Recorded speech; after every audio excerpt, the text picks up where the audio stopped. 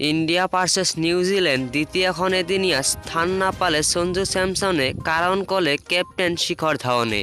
দেওবাৰে ভাৰত আৰু নিউজিলেণ্ডৰ মাজত অনুষ্ঠিত হোৱা দ্বিতীয়খন এদিনীয়া খেলখনত বৰষুণৰ বাবে বাতিল কৰা হয়। ইয়াৰ প্ৰথমে বেটিং কৰি টিম ইণ্ডিয়াই এটা উইকেট হেৰুৱাই 12.5 অভাৰ 89 ৰান সংগ্ৰহ কৰিছিল। যদিও এই সময়ছোৱাত বৰষুণ দি মেচ বাতিল কৰিবলগীয়া হৈছিল। অৱশ্যে এই মেচখনত প্লেইং 11 সন্দৰ্ভত বিতৰ্কৰ সৃষ্টি হৈছিল, কাৰণ পুনৰবাৰ সঞ্জু স্যামছনক বাদ দিয়া হৈছিল। খেলৰ অন্তত সঞ্জু স্যামছনে বাদ দিয়াৰ কাৰণ কয় অধিনায়ক শিখৰ ধাৱনে। শিখৰ ধাৱনে কয় যে আমি শ্ৰেষ্ঠ বলিং বিকল্পটো চেষ্টা কৰিব বিচাৰিছো। এইবাবেই দীপক হুডাক প্লেইং 11ত ৰাখি সঞ্জু স্যামছনক বাহিৰত বহুৱাই ৰাখিছো। লগতে দীপক চাহাৰ ঘূৰি আহিল, কাৰণ তেওঁ বেট কৰাৰ লগতে বলিঙত সুইং কৰিব পাৰে। সো এইখিনিয়ে আছিল ভিডিঅ'টো ভাল পালে লাইক কৰিব আৰু চেনেলটো ছাবস্ক্ৰাইব কৰি বেল আইকনটো বজাবলৈ নাপাহৰিব। ধন্যবাদ।